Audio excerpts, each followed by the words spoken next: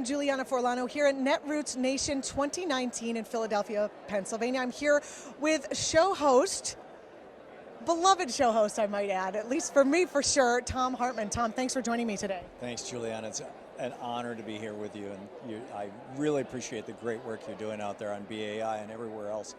Thank you so much, and I feel very much the same way. In fact, your show is what got me excited to do progressive media, and I think it's so necessary in this day and age. Can you talk about where we're at in terms of progressive media, given the fact that so much media is corporate?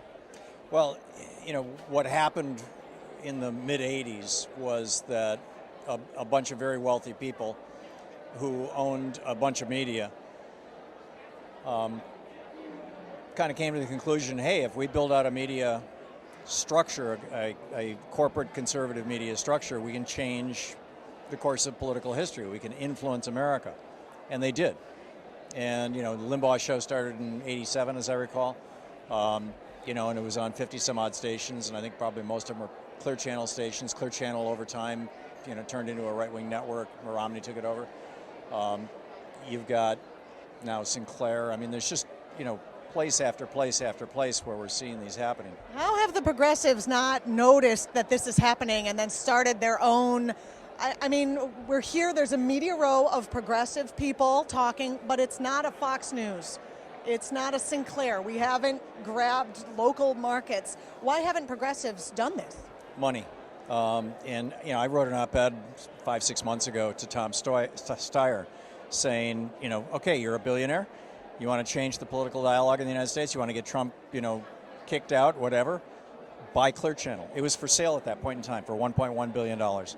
And he could have done it. I mean, or presumably he could have done it, assuming he's as wealthy as he says he is. Or he could have pulled together a coalition of people who could have done it. But, you know, instead he decided to run for president. It just makes me bang my head against the wall.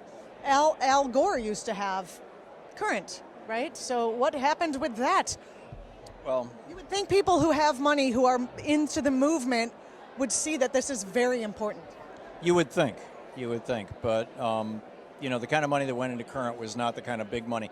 I mean, when Rupert Murdoch started Fox News, he lost $100 million a year for 5 years, according to Brit Hume, who worked there. That's a hell of a lot of money, you know, to be willing to lose. You know, I'm sure the losses went down over that 5-year period, so he probably lost $200-300 million before he started making money. Air America went bankrupt around either $14 or $17 million. That's chump change, right, in the media world. I mean, that's the budget for any one of the shows on MSNBC right now. I mean, for 1 hour, right? That's the entire annual budget. In fact, that might even be the paycheck for, you know, some of the talent. So it's just for some reason, you know, Randy Rhoads and I and me and I'm forgetting who all was there now, but there were about a dozen of us who were in progressive media in the very early days of Air America, went to Washington, D.C. and met with a group of senators and Democratic senators and said, you guys need to focus on media. Media is, you know, media is the whole game. If you control the media, you control everything. That's why every dictator, first thing they do is they take over the media. And you know, we basically begged them to do something, to bring people together, to bring in their donors, to bring. Nothing came out of it. And when we, with the help of Fox, we have elected a dictator. Right. And all of a sudden, no one saw this coming. You did. Yeah, no, this has been, you know, 40, 50 years in the making. I mean, it really started in '76 with the Buckley decision when the Supreme Court said that if a corporation or a billionaire wants to own a politician, that's fine. You know, Citizens United was the super amplification of that, but that's where it started, was in '76. Thom, how did you start? How did I start what? The radio. Oh, the radio show? In 2003, as I recall, it might have been 2002. That November, Louise and I were living in Vermont. We drove to Michigan to visit my family for Thanksgiving. And all the way there, all we could get was right-wing talk radio. So when we got home, I used to be in radio. I was a DJ for 3 years. I did news for 7 years. This is all, I mean, I literally started when I was 16. This was back in the 60s and 70s. And so I understand the business, and I understand what goes into it. And so I wrote this op-ed called Talking Back to Talk Radio that Common Dreams published, and I think the late winter, I think it was like January, February of 2003, in which I said, half of America is Democratic, and there's 800 right-wing radio stations. There's a business model here. Somebody could make some money. And Shelley Drobny called me up, and I went out to Chicago and met with him and his wife Anita, and helped them put together Air America Radio. My article became their first business plan.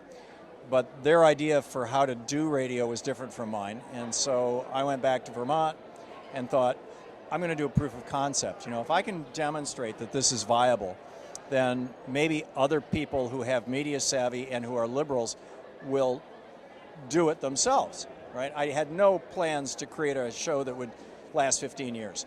Well, I'm glad that you did. Yeah. I mean, I'm ambivalent about it, but in any case, of course, I get that. I'm having fun. But so we went to a bunch of local radio stations in Vermont and said, do you have an hour or two that you could sell to us or rent to us or give us? And this one station said, we'll give you 2 hours on Saturday mornings for no cost, and let's see what happens. And after about 3 months, we got picked up by the only liberal network that existed at that time. It was owned by the UAW. It was out of Detroit. That got us on Sirius, as well as 23 stations. That network went away when Air America came along, and I went independent. Well, I wasn't, I always owned my own show. And it just kind of grew from there.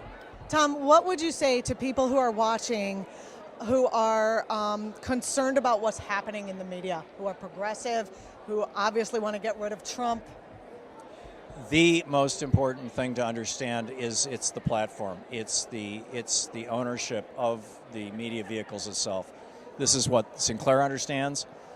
This is what the people who own Cumulus or owned Cumulus understood. It's what Mitt Romney understood when they took over, when Bain took over Clear Channel. We need to build out a media infrastructure.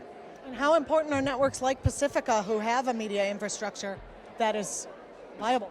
Pacifica is really, really important, and if they could get past some of their own internal semi-political battles. It seems to be happening, at least at WBAI. That's good. Yeah. That's good, because a number of the stations are very dysfunctional, and a number of them are actually doing really good.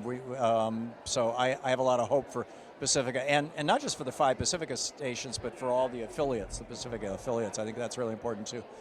Thank you so much, Tom. I really appreciate it. You're welcome. Great having you. Please keep up all that good work. I hear you from my Alexa from 12 to 3 every day while I'm making lunch for the baby. Thank you. Thank you so much. Thanks so much.